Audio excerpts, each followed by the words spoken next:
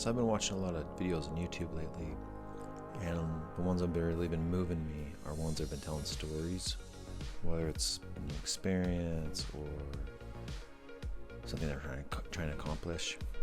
And so I thought about it, and I was like, what's something that I could tell?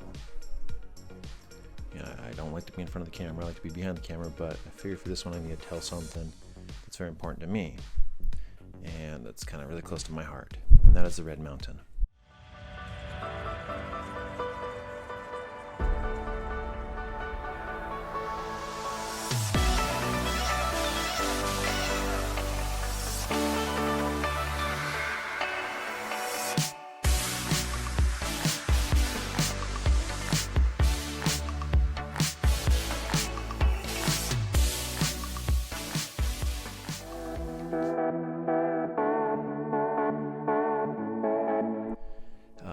It's a 1,000-foot mountain out here in Ivins, Utah, southern west corner of Utah.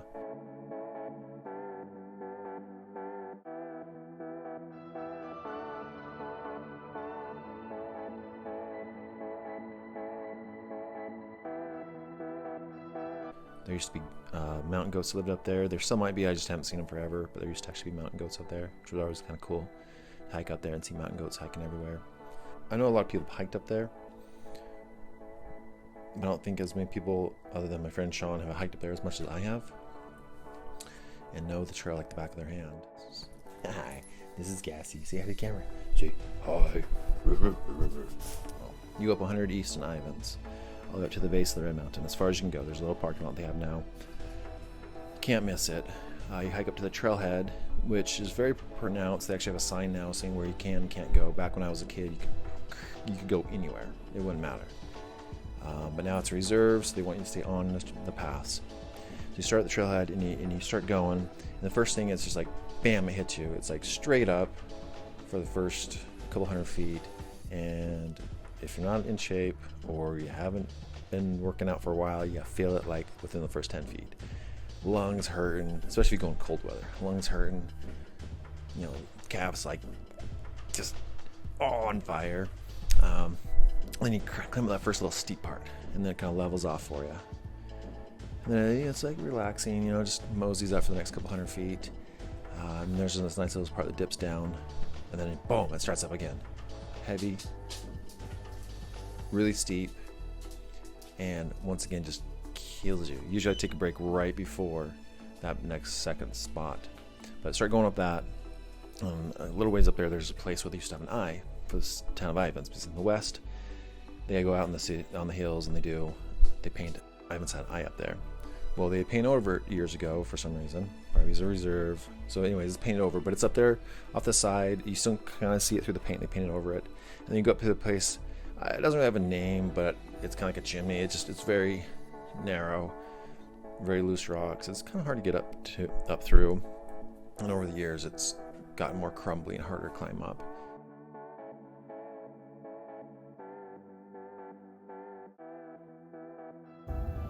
It's about the halfway mark. This is where I stop to take a break usually. Catch my breath and take in the view. It's pretty amazing. It's even better at the top though.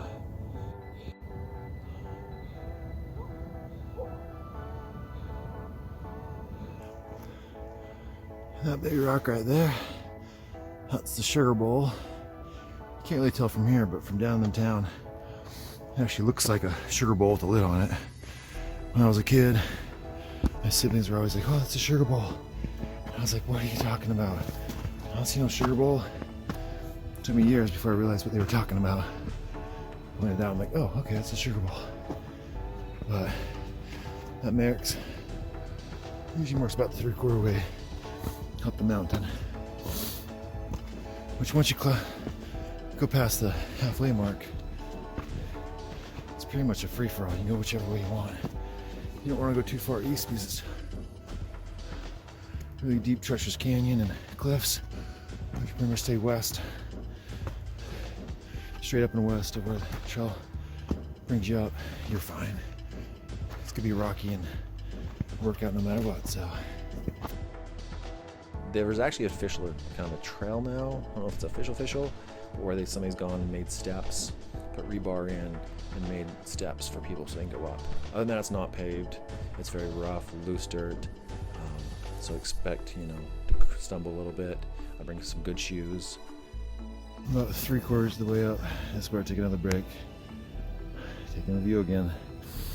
Just can't beat it. I didn't catch my breath.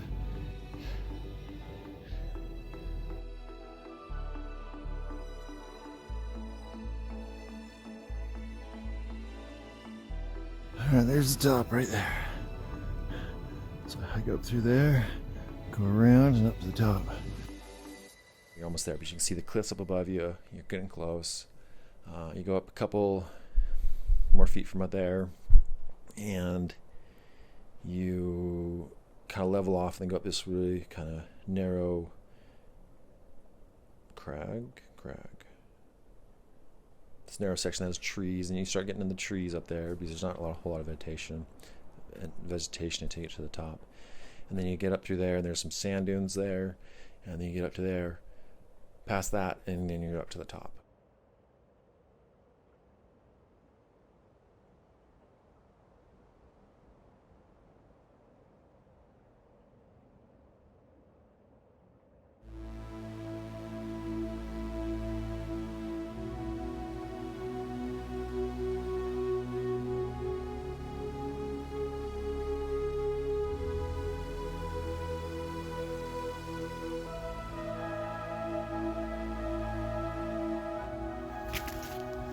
Get up to the top and the view is breathtaking. You can see 280-degree view. It's amazing. You can see it out into Arizona, down to the gorge.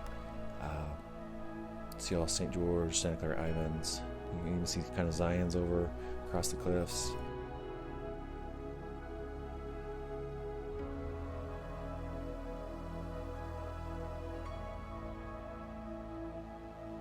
Going up there, you can see other people sometimes. It's gotten a little bit more popular over the time. Things I'd recommend is if you go up in cold weather, definitely stay dressed warm, wear good boots. Expect that there's very crumbly rocks. It's very treacherous. If you go up in the summer, go early in the morning. Take lots of water. It gets really hot. If you work into it, it's not that bad. Just midday is very difficult.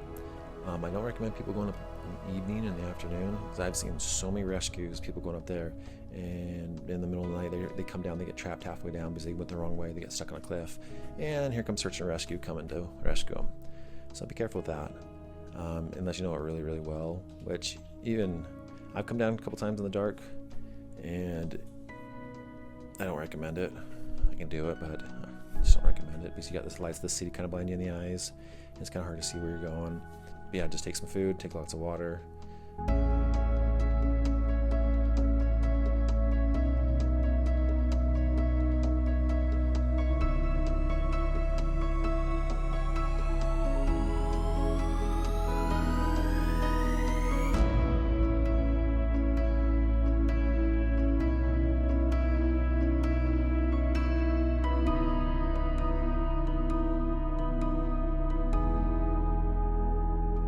Died on the way down, so I was able to get some amazing pictures when the snow started getting really big, and like that slow wafting where it's like no sound, just wafting down. But my phone died. It went from 40% a couple minutes later to bam, 9%, and then boom, dead. I was able to turn it on a couple times, get a couple more shots in. Coming back down, I got nothing. Now it's really coming down. It's pretty awesome. But that's kind of my experience. Weather in Utah, man, it's crazy. Forecast today said rain, and then boom, it turns into snow. Crazy. We're gonna have a white New Year's. It's pretty awesome. Hard to explain what this place means to me. I grew up looking up at it every day. I'd walk outside, going to school, going to work, and it's there. And I took it for granted for years, and then years I'm obsessed with it. But now I do a delivery job where I can drive around and I see it all the time, and just different angles, and it's always so beautiful and epic. There's something about the shape of how this mountain's been carved out of nature that is profoundly beautiful. Like today it's actually been snowing, so there's snow on the upper cliffs, and when I went up there was snow coming down. It just so beautiful seeing the red and the white contrast. And then when it's raining, going up there and raining, it's pretty amazing. You gotta be careful, it's pretty slick because it's sandstone. but it's amazing how one lump of rock and dirt I find so amazingly beautiful. It's funny because back in the day there were these old guys that kind of lived near us, and they're all like, oh, you know, it's not a mountain, it's only 1,000 feet. And I'm a little kid then, and I was like, dude, that's pretty tall, it looks like a mountain to me. So yeah, it's probably not technically definition wise a mountain because it's not very tall, but if you go up there when it's raining, oh, you get amazing waterfalls, especially back on the Kanta side, and then puddles because there's rock everywhere, so it won't seep into the ground, but you get these cool puddles. It's a fun place to go camping. Camping's absolutely blast up there. Now my story's out there, and hey, you know, when I pass on, that story's there. People can watch it and see it, and maybe someday come and experience it, you know. Just, you know, respect the mountain, and it's not a paved trail, so it's definitely rough. Definitely a workout. But man, getting to the top, it feels so good being like, oh man, I did that.